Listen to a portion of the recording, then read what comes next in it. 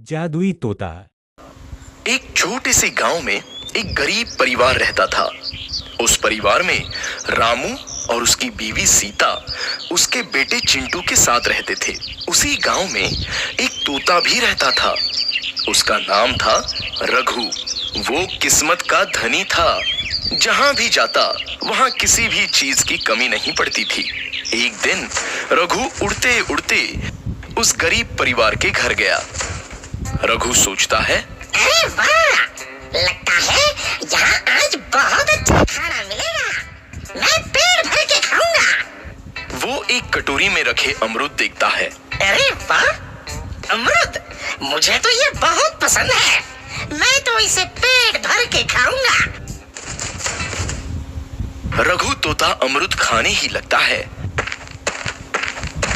तभी सीता रघु को अमरूद खाते देखती है तो गुस्सा हो जाती है और उसे वहां से भगा देती है। भाग यहाँ से, न जाने कहां से आ जाते हैं।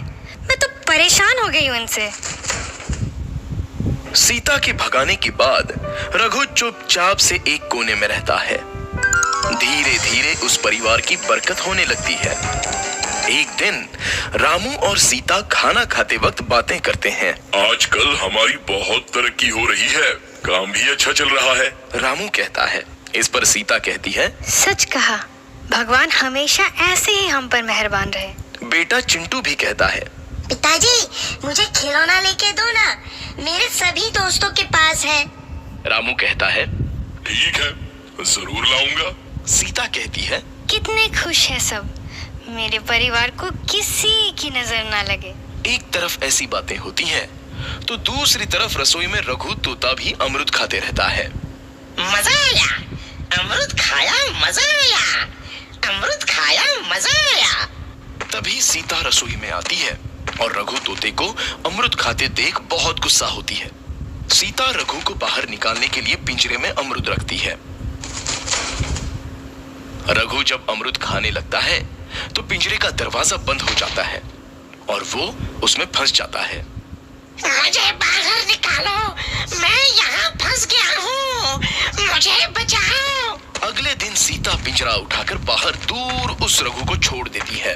रघु के जाते ही उनके घर आई बरकत धीरे धीरे कम हो जाती है। उन्हें बहुत घाटा होता है।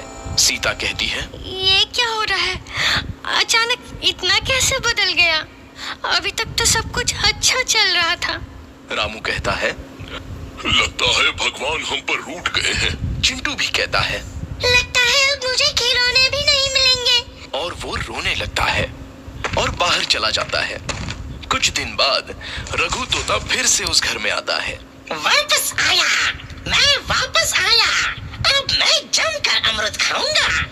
रघु सीधा रसोई घर में चला जाता है और अमरूद खाने लगता है।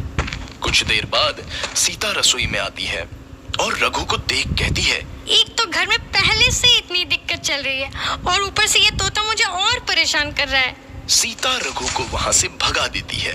रघु उड़कर किसी कोने में छुप जाता है। कुछ दिन बाद धीरे धीरे उस घर की बरकत वापस आने लगती है। काम भी अच्छे से चलने लगता है। एक रात जब रघु तोता अमरूद खाने जाता है तो पिंजरे में फंस जाता है। ये लोग आखिर चाहते क्या हैं? एक तोते को शांति से अमरूद खाने क्यों नहीं देते? मैं कौन सा चोरी कर रहा हूँ? बस अमरूद ही तो खा रहा हूँ। तभी रामू वहां आता है और पिंजरे में रघु तोते को देख उसे बाहर छोड़ देता है। ये तोता भी कितना जिद्दी है, बार बार वापस आ जाता है। जैसे ही रामू रघु को छोड़ देता है, अगले दिन से फिर से उनके घर की बरकत जाने लगती है। काम में घाटा होता है। किसी को समझ नहीं आ रहा था कि ऐसा क्यों हो रहा है। रघु तोता घर आता है तो अचानक बरकत आती है और जब रघु तोता को बाहर निकालते हैं तो बरकत चली जाती है। एक दिन सीता रघु तोते के घर आने और बाहर जाने की स्थिति पर नजर रखती है। ये तोता जब भी घर आता है तो घर में बरकत आती है और जैसे ही ये घर से बाहर जाता है तो उसी के साथ बरकत भी चली जाती है। कहीं ये जादुई तोता तो नहीं है? अगली बार जब ये तोता घर आएगा तो मैं इसे कहीं नहीं जाने दूंगी। सीता रघु का बहुत इंतजार करती है लेकिन रघु तोता दोबारा उस घर में कभी नहीं